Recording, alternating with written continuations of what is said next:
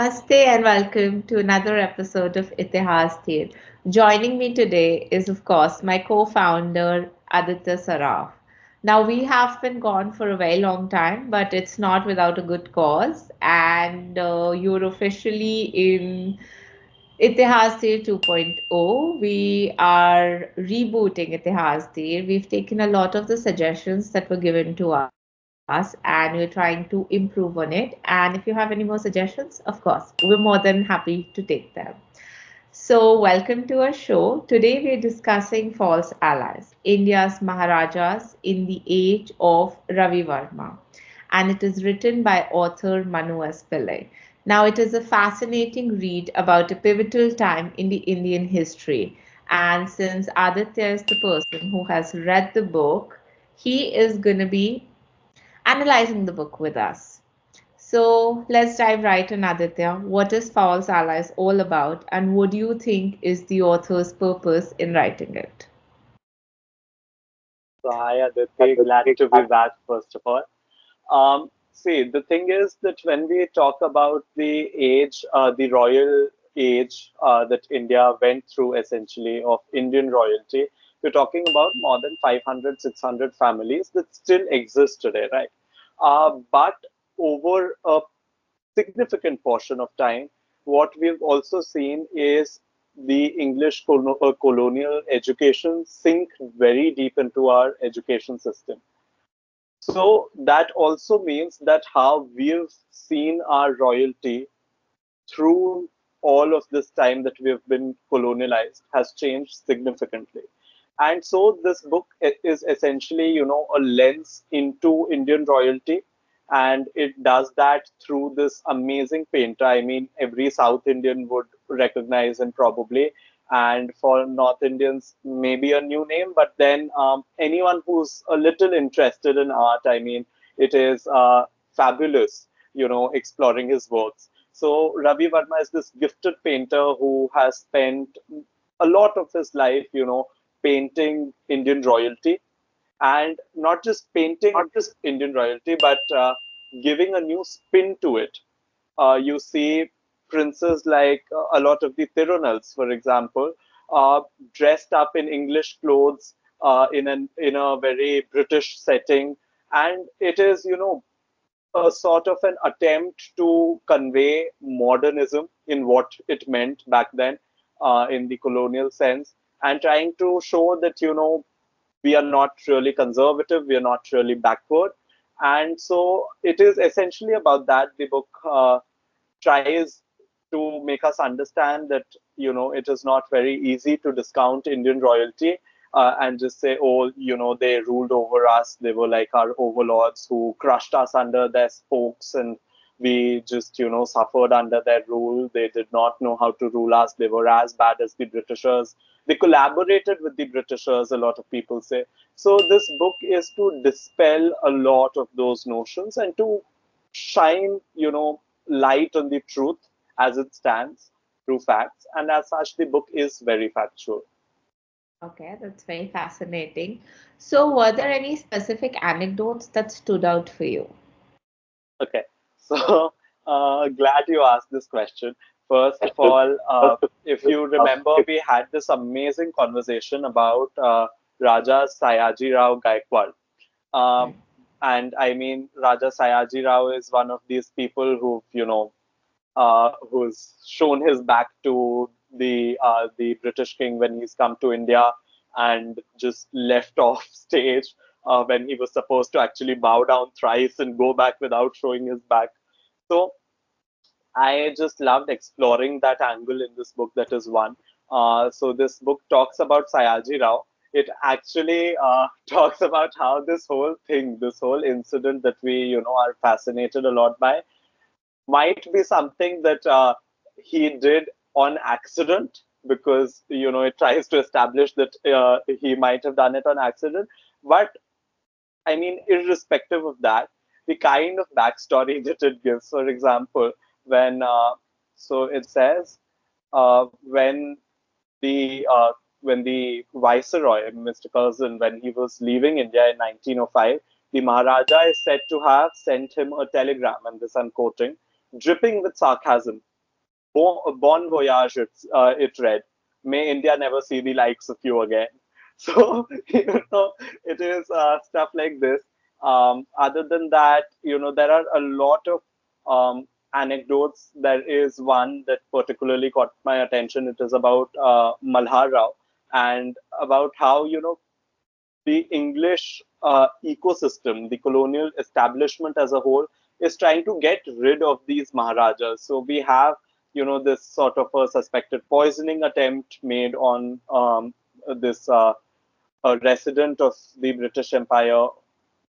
I'm not sure. Maybe it was the governor. Very hazy there. But we have this poisoning attempt made, and so there's a trial going on. There are three Britishers, there are three Indians on the council, and so on. And you know how it's supposed to go, right? I mean, councils are supposed to be based on majority. So here, the Britishers have given their judgment that he is guilty. The Indians are not really convinced by it because the poisoning was indeed attempted, but Malhar Rao had not convincingly been linked to it. It was finally here that British duplicity discarded its lofty veneer. For while the natives were theoretically equal members in the commission, their English peers alone guided the government. The Maharaja's previous character left no doubt as far as the Raj was concerned that he was guilty. To restore him to the throne would be a miscarriage of justice, besides also being a fatal political error that could seriously weaken the authority of the British government. And what I read right now from the book is not just the author's words. He's taken words actively from the British memoirs, from what the Britishers thought at the time. So stories like these, stand out. They make the book really interesting. Of course, I've not covered a lot of stories. I mean, it's filled with stories, Martanda Varma, the Tirunals, all of that. And in fact, the matrilinear system that prevailed back then. So it's very interesting to read, actually. So yeah, that is what caught my eye. So those are very remarkable insights. And as a reader, would you recommend this book? Like, what are your final thoughts on the book? Okay. So I would definitely recommend the book in the sense that the book delivers a lot of facts. It delivers a lot of insights that if you're not a regular reader of history, you might not know. Many people wouldn't even know that there was a matrilinear system that existed in a lot of states back in the south, right? In fact, that is one of the things when you read Tipu Sultan, it becomes clear how much hatred Tipu held for the matrilineal system. He called it the way of the devil, right? So things like that. So definitely an amazing read.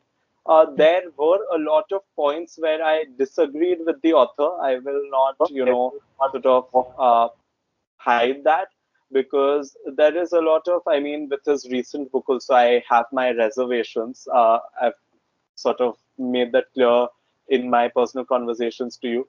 So, for example, when he talks about the Indian royalty at the start, and he describes the kind of allegiance that the Indians have to their royalty, and that Yeah. is very apparent with the number of Indian royalty members who are today in politics and are actively winning. So he says that apparently they saved these people from the Islamic colonialism or the Islamic invasions. Now things like that a word here, a word there, but then they do cast a lot of shadow and doubt that is imprinted on your mind with those small sentences. We've seen how that creeps into our mind. So here and there, I do disagree with a few opinions that he has put, but by and large, the author's book is based largely on facts and not on opinions. And so that is very nice to see, and it's very amazing to read such a book. I mean, it's very interesting that Indian royalty is not being described just based on historical time frame, but from the perspective of the paintings of an author. That itself is very innovative and interesting. So I would definitely recommend this book to others. Put your biases aside, read it, disagree with whatever you feel is not, does not stand true to history. But it is a very interesting read. Those are some very fair points. And thank you so much for sharing your thoughts. is a thought-provoking read. It offers a very fresh perspective to Indian history. I think something we may not have encountered, at least not that I'm aware of. I don't think we've encountered this kind of a perspective. And if you're someone who's intrigued by art, history, and politics, then you should definitely read the book. Of course, you can have your biases about it, and you should have them. It's just going to add more insights to your already expansive knowledge, so why not? But at the same time, it doesn't mean that just because a book is recommended and you may not agree with something, or let's say an author is putting out a book and you're not agreeing with something, doesn't mean that just because it's recommended you go like all heart and soul into it and you don't want to see it for what it is. So while we do recommend the book, as Aditya said, he does have his own reservations about it, and those are personal reservations. So yes, of course, those are more than welcome. So, with that, we come to the end of our book review. Aditihasdhir 2.0, I think we can start calling it that now. I think we should say that we've come to the end of the first podcast of our 2.0 series. So, yeah. Yes. So, as Aditya said, we've come to the end of the first podcast of our 2.0 series, and we'll be seeing you all soon. So, stay tuned, stay connected, support us on all our socials, and we'll see you soon. Namaste.